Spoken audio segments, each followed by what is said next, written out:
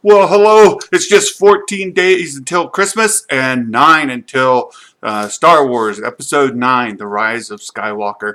And as we get closer to the release of the movie, I wanted to just spend a little bit of time with everyone and let you know what I'm excited about. And as we get ready for this movie, rewatching many of the movies leading up to it, I'll join Josh with the Den of Nerds in a watch party, so to speak, and we'll work our way through the movie. So if you're interested in that, please check out the Den of Nerds and find that watch party that's going on there and join with us, would you?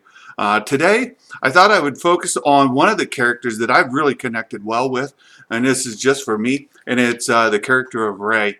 And I'll just start by a little bit of background into my own childhood. When I was small, and we suffered a fire when we lost our home, and we were living in West Virginia at the time, and we moved out to Oklahoma.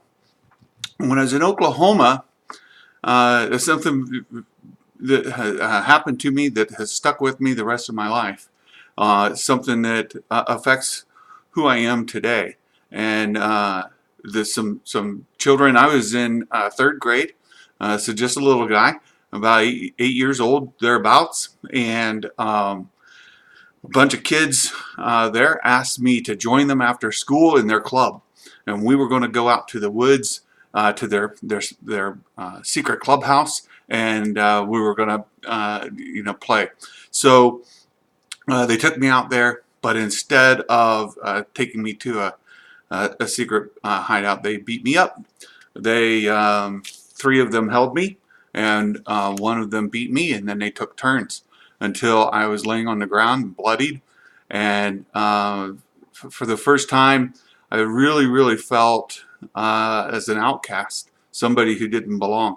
And it affected me for a very long time. It affected the rest of my youth as I grew up. I didn't have a lot of friends, was kind of set apart, and spent a lot of time by myself. I turned inward, turned to music as therapy, which helped become a profession that I was as a young man. So through that time period of my life came Star Wars. And Star Wars filled this fantasy of escapism. And I was a big fan of Star Wars and a big fan of Superman. Comic books caught my interest as a young man, and then, or just as a kid, and carried with me forever. And when I saw The Force Awakens, and I see Rey, somebody who feels abandoned as a child. Now, my parents didn't abandon. I was raised by a fantastic family, but it harkens back to feeling like my friends. I had nobody. I was alone, and I saw Rey. She has nobody. She's alone, but she was a good person. She's a good person at heart. She has a strong moral compass. She's somebody who knows right and wrong, even if she hasn't been taught by strong parental figures. Here she was sold into slavery, if you will, into human trafficking, if you want to put it in today's terms, to somebody who used her labor.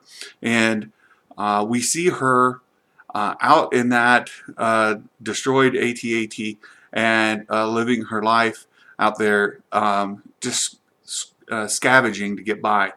And with that, it first caught my heart, right? And I associated with her really well.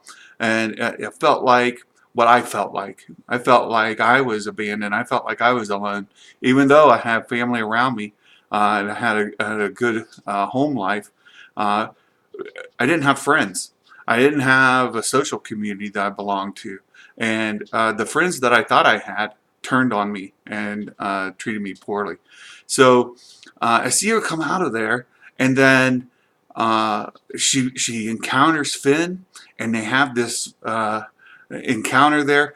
I really enjoyed seeing her rise up, because I used to get these images in my head that I would go beat up those guys that beat me up. right? Or I would defend somebody who wasn't able to be defended. I wanted to be that guy. I wanted to be the person who defended people who needed help. And I saw Rey step up in a situation where she thought Finn had done somebody wrong, and she was stepping in. Likewise, she saved BB-8 from being traded. Here's somebody who is defending the defenseless, or defending right versus a perceived wrong. And as we go through the movie, and I see her then at Maz's castle, and she goes down into the basement. She finds Luke's saber, and or the legacy Skywalker saber, and she touches it. These memories flash to her mind, or these images flash to her mind, and these voices she hears take her to a place that scares her, frightens her. She doesn't know what's happening, and she flees. Right, she leaves.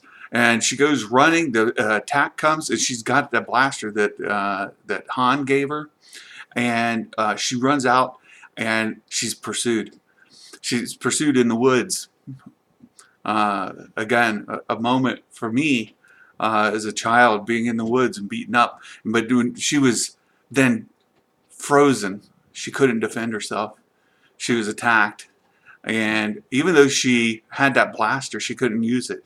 And prior to that, she had tried to use the blaster, but it was completely ineffective. She was shooting wildly. She didn't have any mastery of it, and it took her. She felt vulnerable. She felt scared. You see her running out of fear. She's not a hero coming to save the day. She's a scared girl who wants to get away with her life. And all this time, she's just wanting to go back to this place of security, the place where her parents left her, and with this hope that her parents would somehow come back. So we leave that, and Kylo takes her prisoner, and takes her to Starkiller Base, and pins her down, right? Traps her to that bed, the interrogation bed, if you will. It's standing up, and she's interrogated. And again, this is where my mind went. I see her captured, and I see her being held down, and I see her then retaliate towards Kylo in a way that, I wish I could have retaliated to those kids that attacked me, and I wasn't. She became my hero. She in those scenes, Rey became my hero. She became somebody that I associated with very, very strongly with. And from there, then we see the one person in her life that has cared for her. One person who has really taken an interest and put her above everybody else, and that's Finn. Finn, even though he's kind of self-centered, he's just wanting to run away by himself. He wants Rey to come with him, and he asks her to come with him. He is the guy who has an interest in her as her. I know we saw a little bit of that with Han when he says, "Hey, I'll give you a job," but they don't have that friendship connection that she did with Finn, and Finn becomes then that person who goes after her on Starkiller Base, and they come together, and she finds out she does have friends. She has people who care for her. Finn and Han and Chewie, they're there, and what happens? Han is killed. Her heart is broken again, and she goes to flee there with Finn, and they run into Kylo in the woods. And again, I see in the movie a lot of the Star Wars community, a lot of vitriol towards Rey in her encounter with Kylo out in the woods, where they say, well, she just bested him.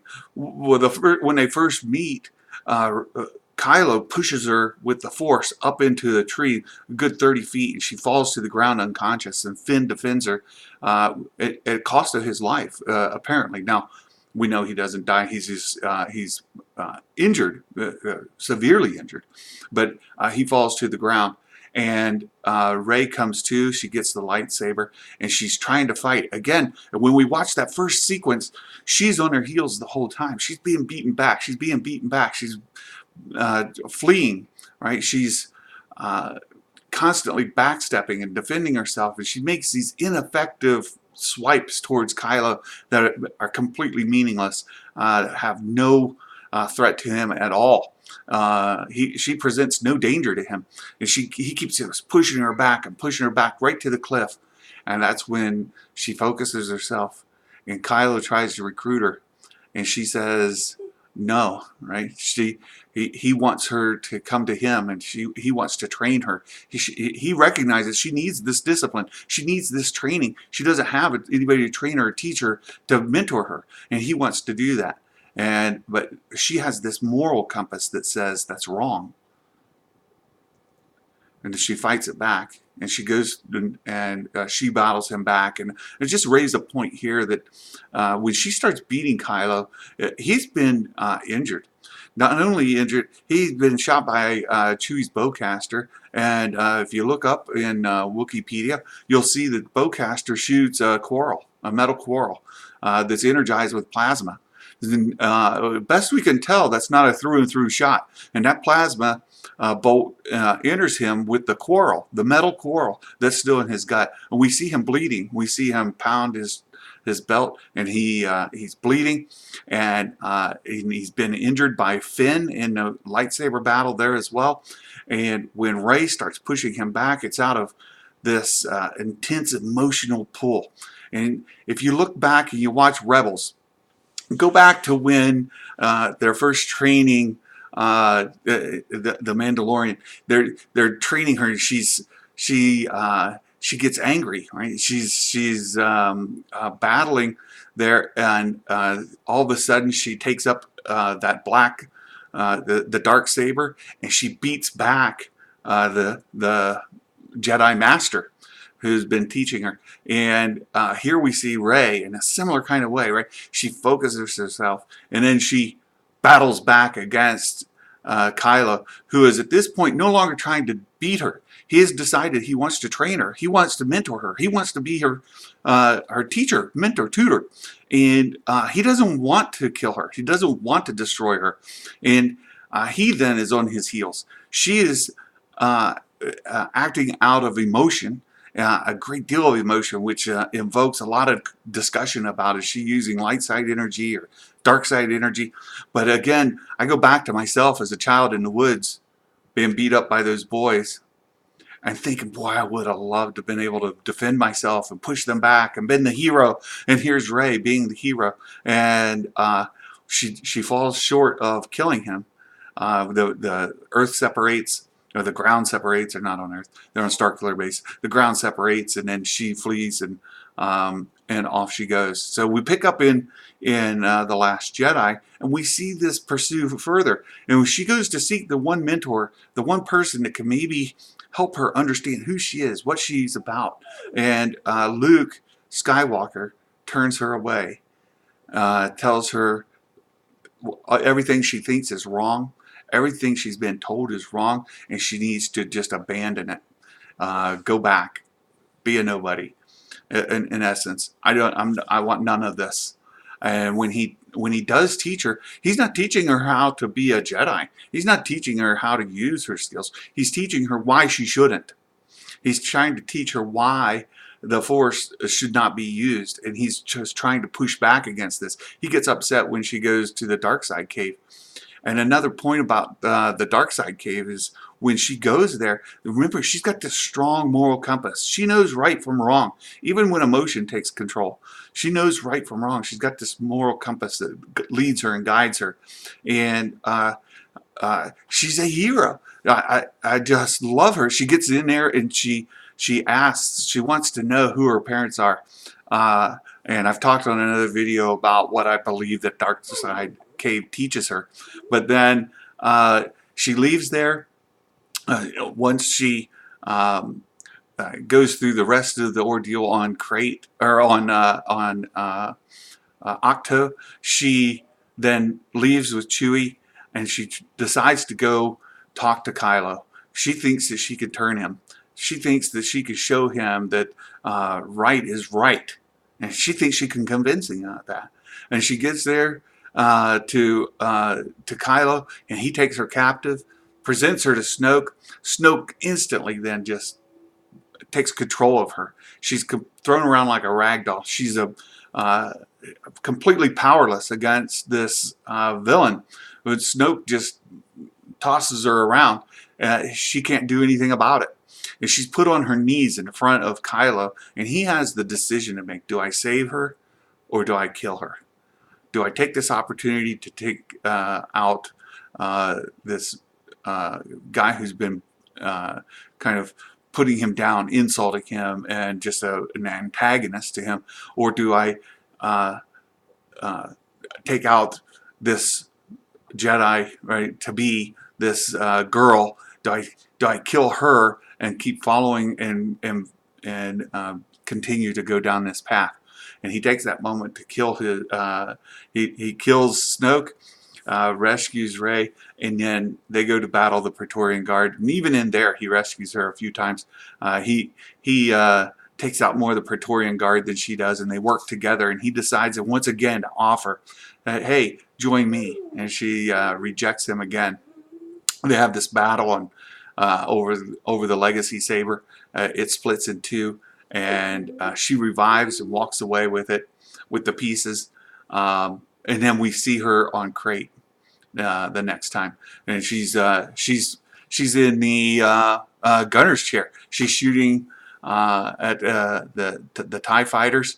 Chewie is flying through there, and she's kind of escaped, and she's found now something to fight for.